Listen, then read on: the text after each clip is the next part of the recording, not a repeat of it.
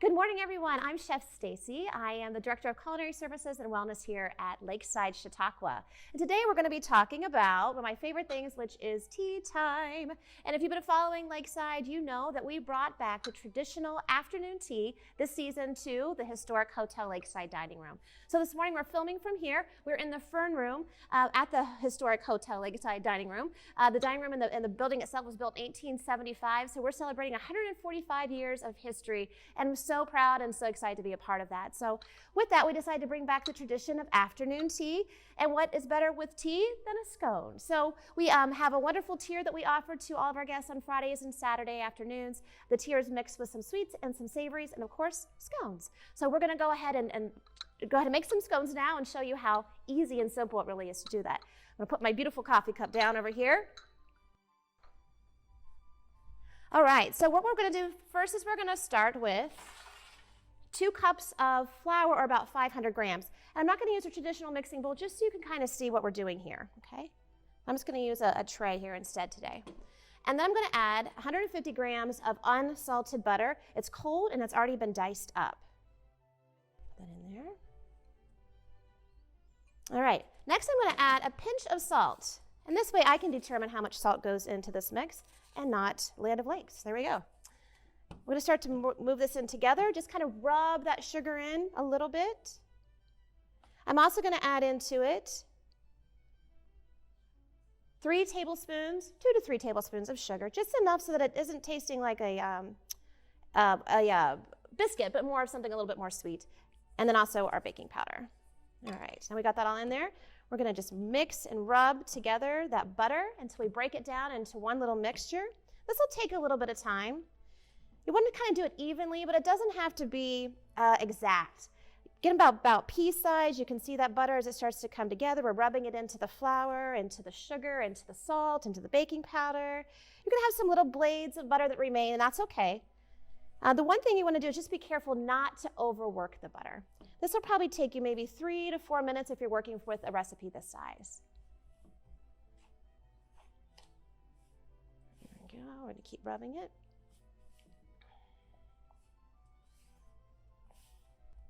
Once this kind of starts to come together, you can decide how you want to flavor this.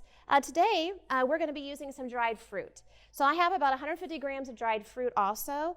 Any kind of random fruit that you have. You could use cherries. You can use any kind of like a currant or a cranberry. I've got some golden raisins and some actually traditional brown raisins too that we're going to be adding into this.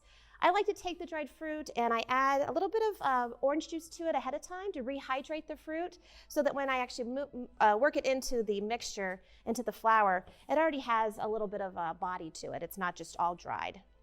And I think we're getting pretty good here where we can go ahead and we can add in our fruit. And again, I have raisins, craisins, and golden raisins that I'm adding in here today.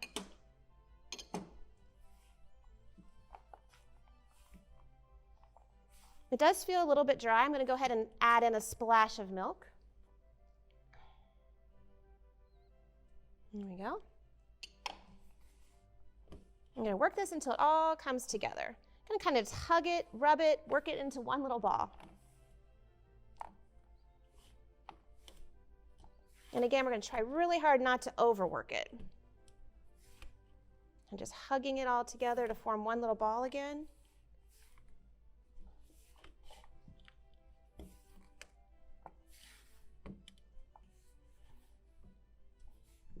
There we go.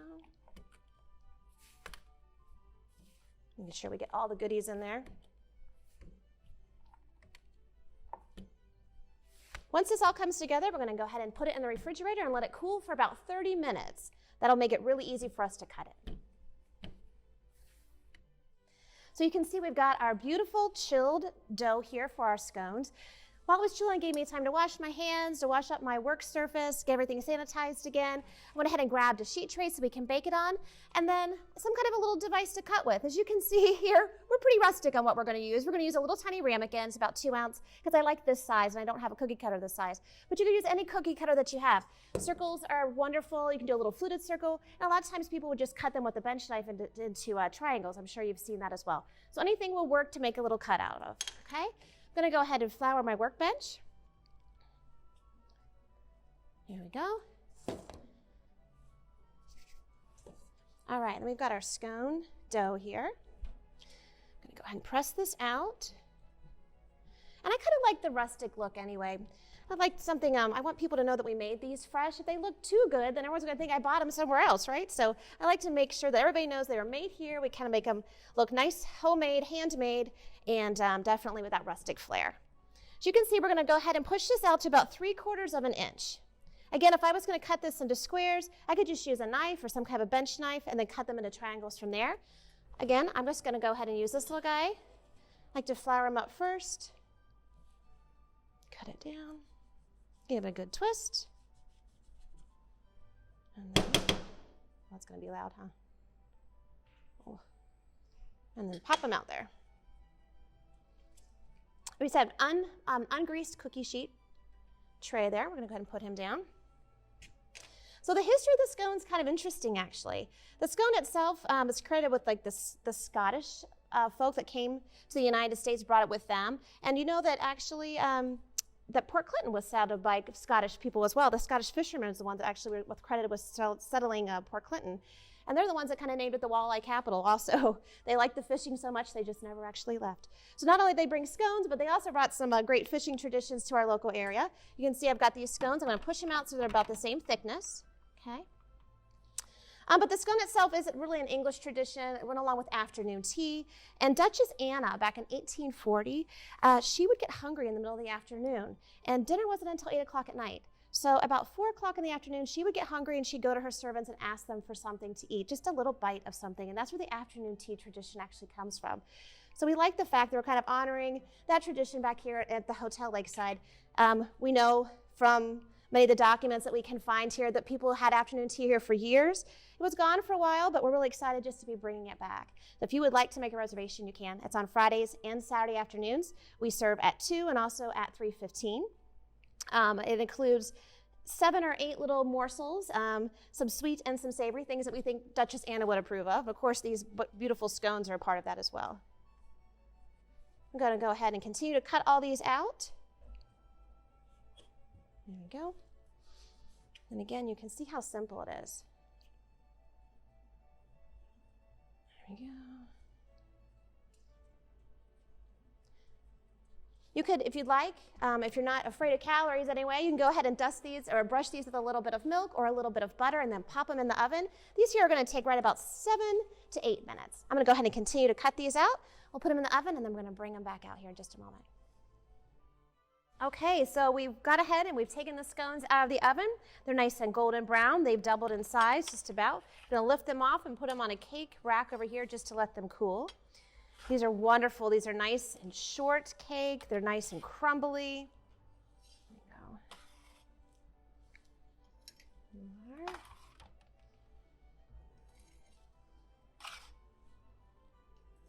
And I'm not sure if I remember to tell you, but we're baking at 350 degrees, and it was about 8 minutes or so is what these took, okay? All right, so how do we eat scones? Oh my goodness, you can just eat them any way you want. But here at the hotel, we serve them in a very traditional manner. We serve them with 3 different condiments. They come with a beautiful lemon curd, some fresh jam, and we're using an orange marmalade because it happens to be my favorite, and then also clotted cream. Heard of clotted cream before? Sometimes it's called Devonshire cream, has lots of different names. But clotted cream essentially is what it says it is. It's a thickened, heavy cream. It's thickened by boiling it in a water bath until it gets nice and thick, and that the cream starts to clot, and that's where that name actually comes from. You can see it's right here. It's kind of buttery almost. Just kind of form this into a little.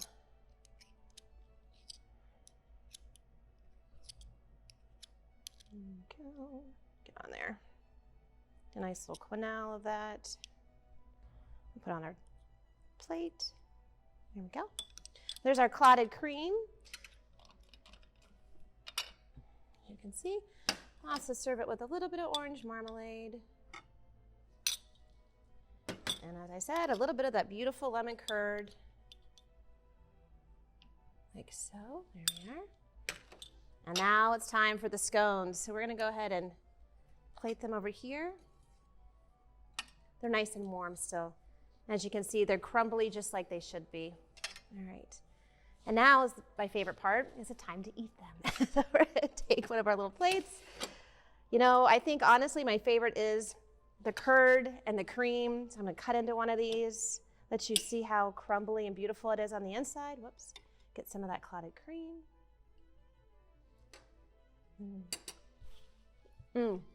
Wonderful. Excuse me, but I hope you'll join us at our next tea time here at the hotel. Fridays and Saturday afternoons at 2 or 3:15. You give us a call here, extension 257. You can try one of these scones for yourself. Until then, have fun, make them at home. It's very, very simple. Thanks so much. I'm Chef Stacy.